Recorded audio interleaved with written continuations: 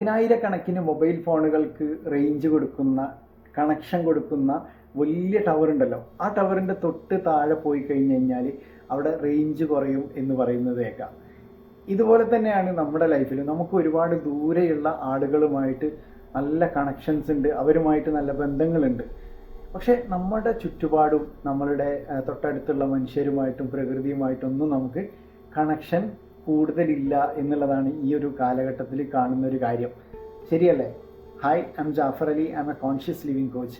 Mind set reset എന്ന പ്രോഗ്രാമിൻ്റെ 25ാമത്തെ ദിവസത്തിലേക്ക് എല്ലാവർക്കും സ്വാഗതം. ഇന്ന് നമ്മൾ ചർച്ച ചെയ്യുന്നത് പ്രകൃതിയുമായിട്ട് എങ്ങനെ ഇണങ്ങി ജീവിക്കാം എന്നുള്ളതാണ്. നമുക്ക് നമ്മുടെ ലൈഫ് തന്നെ നിലനിർത്തുന്നത് പ്രകൃതിയാണല്ലേ. ഈ ഒരു പ്രപഞ്ചം, പ്രകൃതി ഇല്ലെങ്കിൽ നമ്മളില്ല. ഇത് ദൈവത്തിൻ്റെ ഏറ്റവും വലിയ ഒരു അനുഗ്രഹമാണ്. ഇത് പലപ്പോഴും നമ്മൾ കാണാതെ പോകുന്നുണ്ട് എന്നുള്ളതാണ് നമ്മൾ മനസ്സിലാക്കേണ്ടത്.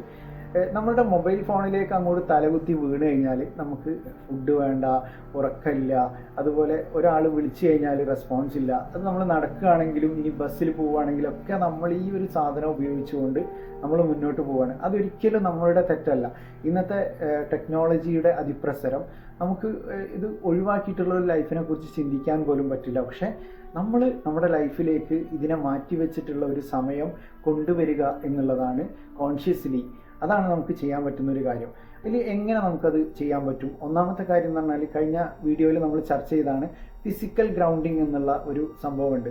അതായത് നമ്മളുടെ ചെരുപ്പൊന്നുമില്ലാതെ പുല്ലിലൂടെയോ നിലത്തൂടെയൊക്കെ നമ്മൾ നടക്കുന്ന സമയത്ത് നെഗറ്റീവ് ചാർജുള്ള ഇലക്ട്രോണുകൾ നമ്മുടെ ഉള്ളിലേക്ക് കയറുകയും അത് നമ്മുടെ സ്ട്രെസ്സ് തരുന്ന ഹോർമോണായിട്ടുള്ള കോർട്ടിസോളിൻ്റെ അളവിനെ കുറയ്ക്കുകയും ചെയ്യുന്നുണ്ട് എന്നാണ് പഠനങ്ങൾ പറയുന്നത്.